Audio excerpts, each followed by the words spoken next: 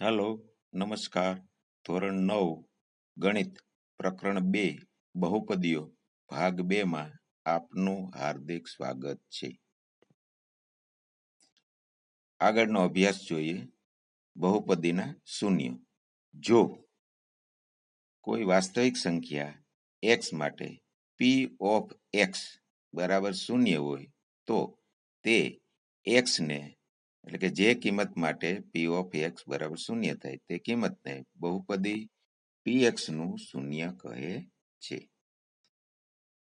બહુપદી px ના p of x ના px બોલશો તો ચલાવીશું ના શૂન્ય જો તેઓ અસ્તિત્વ ધરાવતા હોય તો ને બહુપદી સમીકરણ px બરાબર શૂન્યના બીજ ઉકેલ કહે છે. બહુપદીના શૂન્ય માટેના અગત્યના પરિણામો 3 છે. પહેલું, શૂન્ય એ બહુપદીનું શૂન્ય હોઈ શકે પરંતુ બહુપદીના શૂન્યો એ શૂન્ય ન પણ હોય. બીજું, સુરેખ બહુપદી એટલે કે જે એક ઘાતી બહુપદી હોય તે અનન્ય શૂન્ય ધરાવે છે. અનન્ય એટલે એક, અનન્ય એટલે એક જ. ત્રીજું, સુરેખ બહુપદી સિવાયની બહુપદીઓને એક કરતા વધારે શૂન્ય હોઈ શકે. આગળ, બહુપદીનું મૂલ્ય.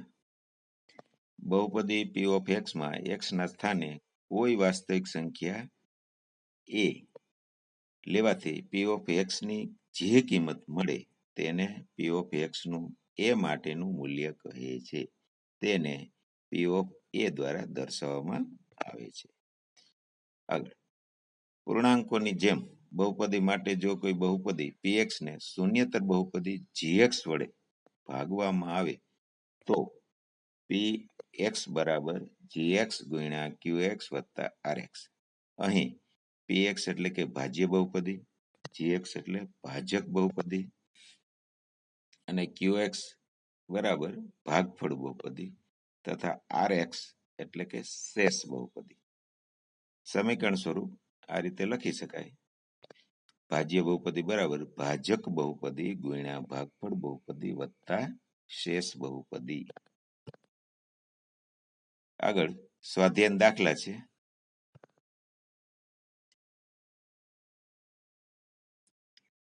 સ્વાધ્યાય 2 પોઈન્ટ દાખલો 1.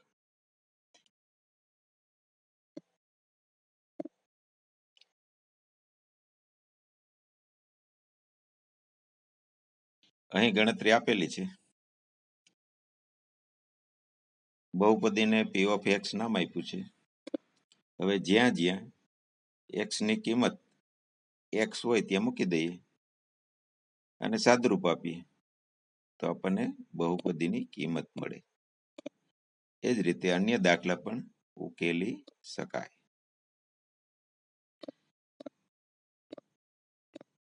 હવે દાખલો 4. આપણને બહુપદીની કિંમત શોધતા આવડે તો બહુપદીના શૂન્ય પણ આસાનીથી આવડી જશે. ચોથા દાખલામાં બહુપદીના શૂન્ય શોધવાના કીધા છે. તેનો પહેલો લઈએ. p ઓફ x બરાબર x વત્તા 5 છે. તો આપણે બહુપદીના શૂન્ય કોને કહીએ કે જે p ઓફ x માટે શૂન્ય થાય એવી x ની કિંમતને આપણે બહુપદીના શૂન્ય કહીએ છીએ. અહીં આપણે ચોથાનો પહેલો દાખલો ગણેલો છે. શૂન્ય મેળવવા છે તો આપેલ બહુપદી p ઓફ x બરાબર x વત્તા 5 છે. તો તેના માટે p ઓફ x બરાબર શૂન્ય લેવું પડે. તો p ઓફ x એટલે કે x વત્તા 5 બરાબર શૂન્ય લેતા સાદુરૂપ આપતા 5 ડાબી બાજુએ ધન છે, જમણી બાજુ આવે ઋણ થાય તો x બરાબર -5.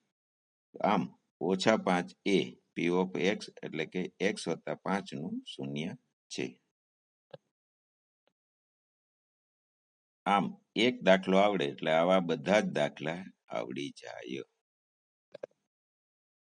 આગળ, શેષ બહુપદીની ઘાત એ ભાજક બહુપદી ની ઘાત કરતા ઓછી હોય અથવા શેષ બહુપદી શૂન્ય હોય. શેષ પ્રમેય. જો બહુપદી p of x ની ઘાત 1 કે 1 કરતા વધુ હોય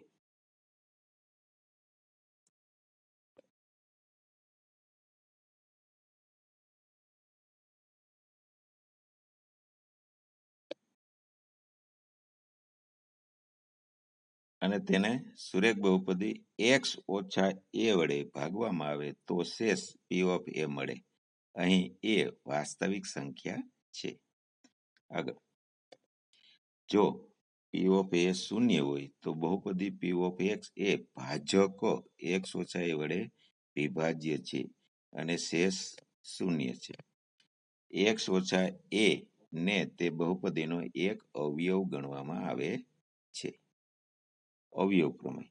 જો બહુપદી px ની ઘાત 1 કે તેના કરતા વધુ હોય અને એ વાસ્તવિક સંખ્યા હોય તો બે પરિણામ છે. p of a બરાબર શૂન્ય હોય તો x ઓછા a એ px નો એક અવયવ છે અને x ઓછા a એ px નો અવયવ હોય તો p of a બરાબર શૂન્ય હોય. બંને પરસ્પર પ્રતીપ વિધાન છે. આગળ, જો px ના સહગુણકોનો સરવાળો શૂન્ય હોય તો અને તો જ x ઓછા 1 એ px નો એક અવયવ થાય.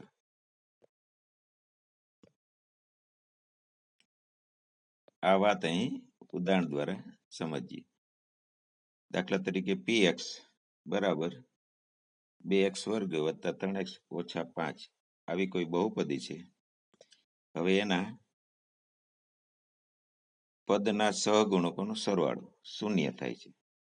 2 વત્તા 3 ઓછા 5 આપેલ બહુપદીમાં સહગુણકોનો સરવાળો શૂન્ય હોય તો x ઓછા 1 એ આપેલ બહુપદીનો એક અવયવ હોય. તો આપેલ બહુપદીના અવયવ પાડીએ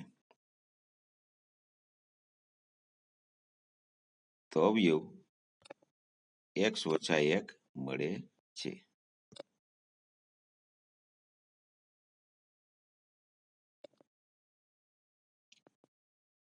આગળ, px બહુપદીમાં જો x ના અયુગ્મ ઘાતાંક વાળા પદોના સહગુણકોનો સરવાળો એ x ના યુગ્મ ઘાતાંક વાળા પદોના સહગુણકોના સરવાળા જેટલો થાય તો અને તો જ x વત્તા 1 એ px નો એક અવયવ થાય.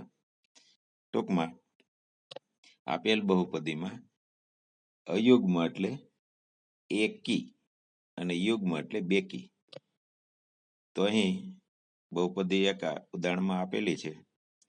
એકી ઘાત વાળા એટલે કે 3 ઘાત અને 1 ઘાત એના સહગુણકોનો સરવાળો ઓછા 8 થાય છે.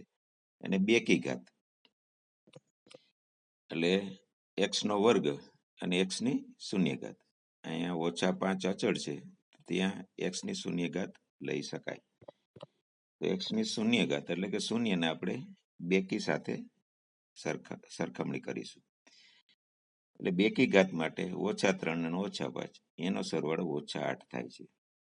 એટલે એકી ઘાત અને બેકી ઘાત એના સહગુણકોનો સરવાળો સમાન છે. એટલે કે x વત્તા 1 એ આપેલ બહુપદીનો એક અવયવ છે.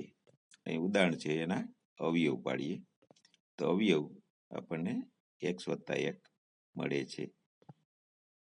આ જે બીજી બહુપદી બનશે એમાં પણ સહગુણકોની સરખામણી કરીએ તો એકી ઘાત અને બેકી ઘાત વાળા પદના સહગુણકો સમાન થશે. દાખલા તરીકે x વર્ગ અને 0 ઘાત તો 1 ઓછા 5 એટલે ઓછા 4 છે અને એકી ઘાત ઓછા 4 દેખાય જ છે. એટલે x વત્તા 1 અહીં 2 વખત જવાબ અવયવ તરીકે આવે છે.